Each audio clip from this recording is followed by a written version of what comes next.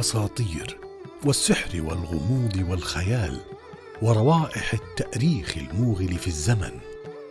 شعب ملياري مختلف الديانات والمعتقدات والمشارب والمذاهب، يتعايش في وطن يعمل بدأب وإصرار كي يكون قوة اقتصادية وصناعية كبرى تتصدر المشهد العالمي.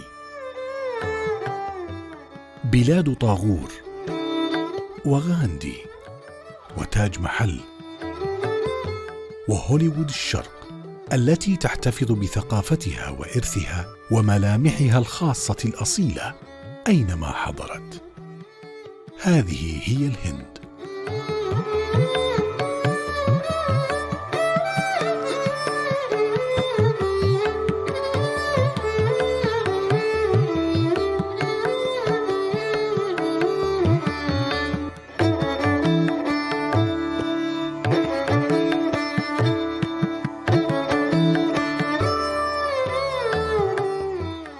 I have been ambassador since April of 2019, so it's about 2.5 years.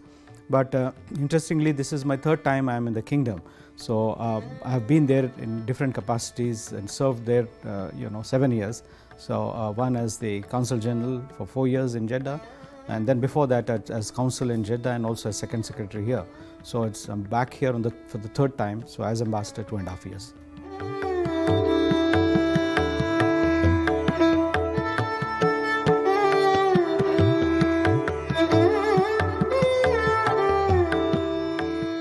You see, we first came in 95 to 98. That was the first term. The second one was from 2004 to 8, and then now from 2019 currently. Each time we felt there was a change, and the change was perceptible. You could see the changes around. But of course, this one has been dramatic because even though we had been here before for 7 years, we never felt that this kingdom would change this much. A kingdom is like any other modern country anywhere in the world now as we see it.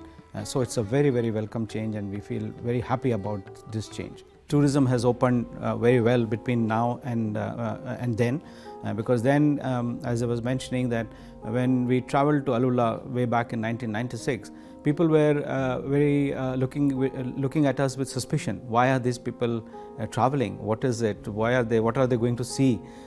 But then now you see it is such a common thing for people to come and explore different archaeological sites in Saudi Arabia. So that was one. Then again, moving around within the city together as families is much easier now. Third and foremost is also the involvement of women. You could see a large number of women participating in different activities in Saudi Arabia, which we could never have expected before. So it's actually a welcome change, and this brings Saudi Arabia as a modern nation in the committee of the nations in the world. So we really welcome that. Since we have seen this transition in different periods of time, we can really appreciate the effort which has gone in the last 5 to 6 years, especially under the Vision 2030, to expand, and then to create this this atmosphere where people are felt welcome, and then they are they can contribute meaningfully in the kingdom.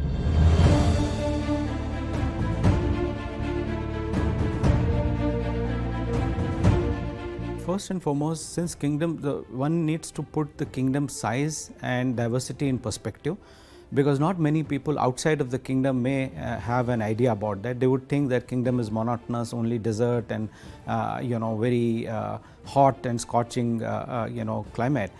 Sometimes I talk to my friends and say, come to Saudi Arabia, there are lots of interesting places. They say, oh, you have, what places you have? And when I say, oh, you do have hill stations, in some places it may even snow if you're lucky in winters. So it's an eye-opener for them. So yes, indeed, because when you go south, for example, Jizan, Najran, completely different culture, completely different cuisine, costumes, folk dances. From there you move up to Abha, you will find a slight differences there, and there are again typical communities, especially the ones who are inhabiting the mountains, the collecting the roses and others. Then you go to Taif, again a different scenario. Again, we found the rose cultivation, the conversion of the roses into scent, those kinds of activities very, very appealing. Then when you go to Eastern Province, again a very different culture altogether. So it's a very good amalgamation which makes the kingdom a composite, an inclusive, pluralistic country as it is today.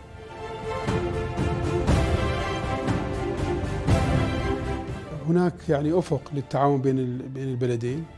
الهند ستبقى بحاجة ماسة لكل ما يمكن أن تصل له يدها من إيرادات الطاقة حتى تستطيع مواكبة النمو الاقتصادي فيها، والمملكة بالتأكيد نتيجة للتوسع الاقتصادي بحاجة للعمالة الهندية الماهرة والتي تتمتع صراحة بخبرة كبيرة في المملكة العربية السعودية واستقرار، تستديم لسنوات بدون أي إشكالات ومعرفة بالمملكة. المملكة الآن تعول كثيرا على تطوير التقنيات الرقمية وتعميق تواجدها في الاقتصاد السعودي، وقد شكلت من أجل ذلك هيئات متخصصة لتوفير البنية التحتية والمساهمة في التنويع الاقتصادي وفي دعم الإيرادات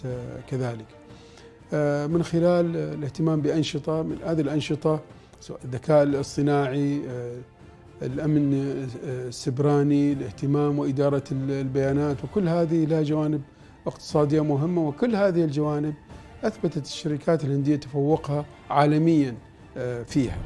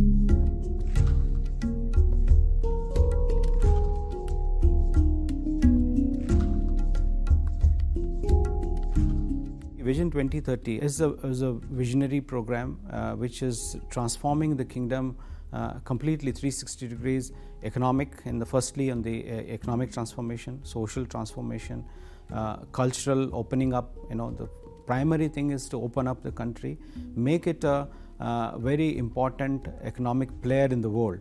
Already kingdom is the largest economy in the MENA region, but the way things are and the kind of ambitious projects which are being done, for example, if you just see those huge mega projects, NEOM, Amala, Qiddiya Entertainment City, Red Sea, when all these would come up within the vision of 2030, you would find that it would throw open enormous opportunities for companies across the world, and we see enormous opportunities for Indian companies, with their technology, with their technical know-how and technically qualified manpower. Even as investment opportunities, they could contribute meaningfully there. So this is significant. As a result of Vision 2030, we saw culture opening up, entertainment opening up, sports opening up. For example, we recently had very good discussion with the Saudi Cricket Federation, and one of the things which we thought of is that why not make Riyadh or other cities in Saudi Arabia hub for international cricket, like you have in some of your neighboring countries. That would bring in a lot of tourists and a lot of economic vibrancy in the Saudi economy, because people will come. This is a sport which love. Likewise, of course, all the international tournaments which the kingdom is organizing, whether it is Formula One or international golf, including women's golf recently, all this I think provides newer opportunities, and I see that Vision 2030 in this 5 years is already giving the results.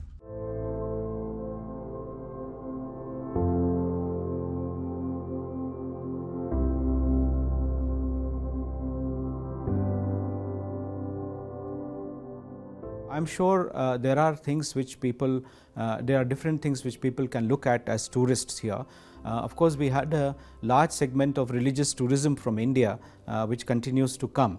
To just give you an idea, we have every year pre-pandemic, we used to have around 800,000 people who used to come for Umrah, and in 2019 we had 200,000 people who had come for Hajj. So when such a large number comes, they are actually looking at, of course, the spiritual satisfaction, but also trying to explore. Previously there were not many avenues for them to explore. Now it is much easier. For example, somebody comes for Umrah, he goes to Taif easily, there is no problem, or maybe King Abdullah Economic City and spend some time there, or he goes to Medina, then he travels to Alula. So this is possible, combining tourism with religious tourism. But even if you remove the religious tourism, directly normal tourism, I am sure that there are people who would like to explore, because many people have not seen this thing. For example, the Riyah, it's such a beautiful site, and the way it is going to come up, we have recently been to the Riyah Authority and seen the massive expansion program. I am sure there are people who would like to come in.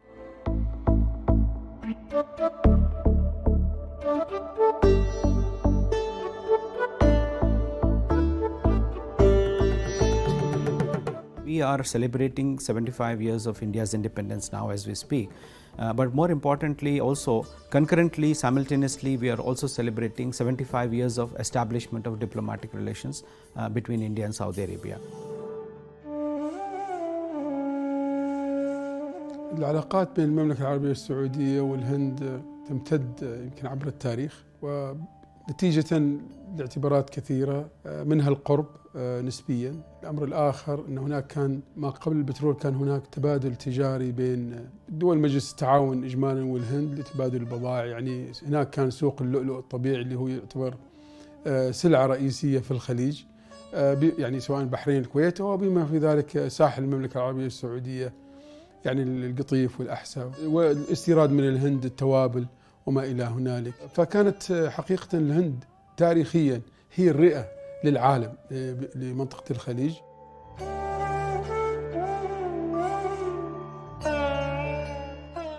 Now, in the modern context, if you see, three visits I would mention which have actually changed the parameters in the recent times. Of course, there were many visits, but one was the visit of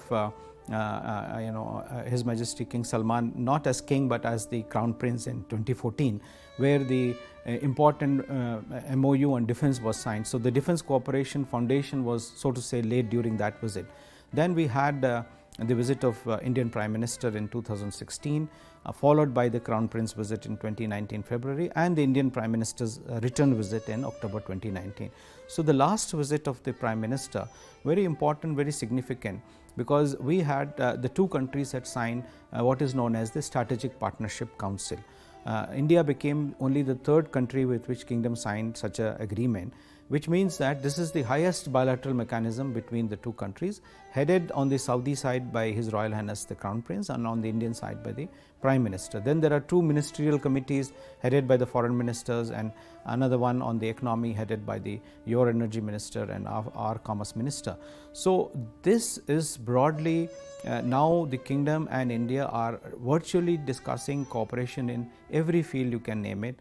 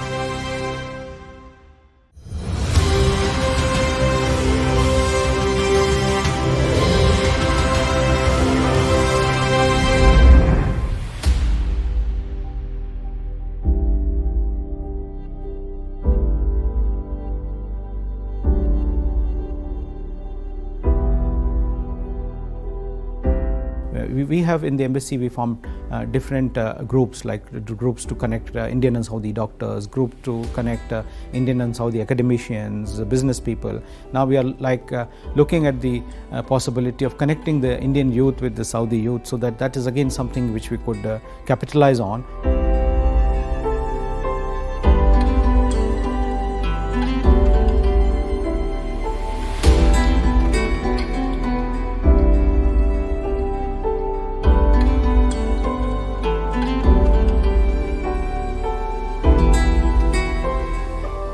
And this, I would say, is an inspiration from the fact that when I was Consul General in Jeddah in 2004 to 8, 2006 we had the first women delegation from Saudi Arabia. 50 girls from Dar al Hikmah had gone to India and had then met our president. So the experience which these young girls had by their exposure to India is phenomenal. So that is what we are trying to do. Maybe have top educational institutions come to Indian institutions, like IITs come to Saudi Arabia. So I think the vision is the wish list is quite long, and inshallah, if everything goes well, you would have more Indian engagement and more such collaborations which would link people to people of Saudi Arabia with people of India.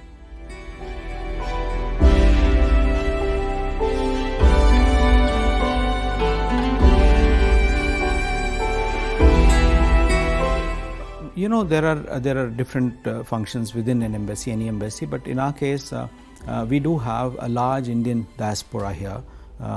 We estimate around 2.3 million Indians who are working here, in different companies, also for the Saudi government and Ministry of Health, different ministries. So one particular aspect will be also to look after the interest of the Indian diaspora there. So there's a dedicated section which we call as community welfare, which looks after that.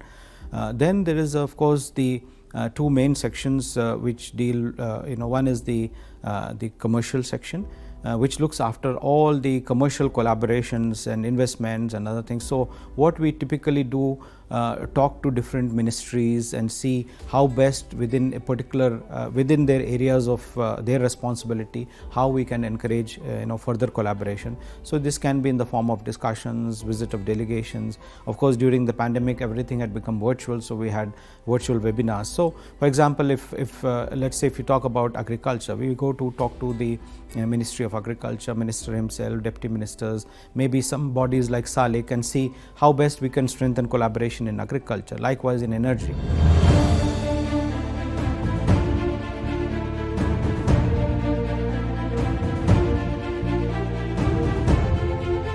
One of the things which we couldn't do in our earlier stints in Saudi Arabia is watch movies in the theatre, so which is again something very interesting. So we do that. Sometimes we organize special shows, but we also go out with our friends for movies. We do have a lot of Saudi friends. We enjoy the Saudi cuisine, different kinds of cuisine.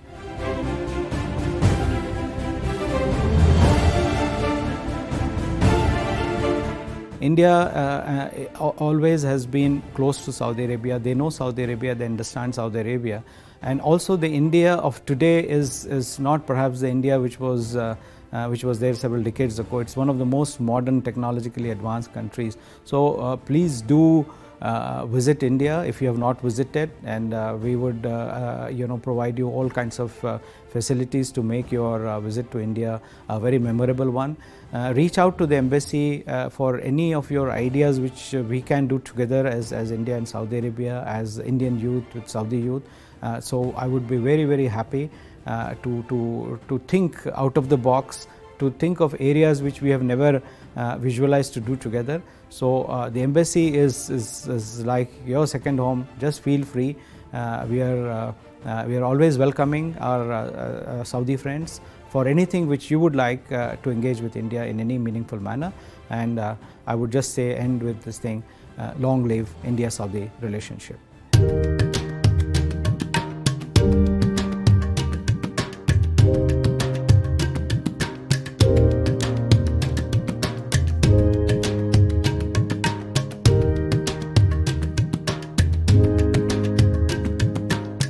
The fact that we are here third time, which shows that some magnetism is there in the kingdom which pulls us every time.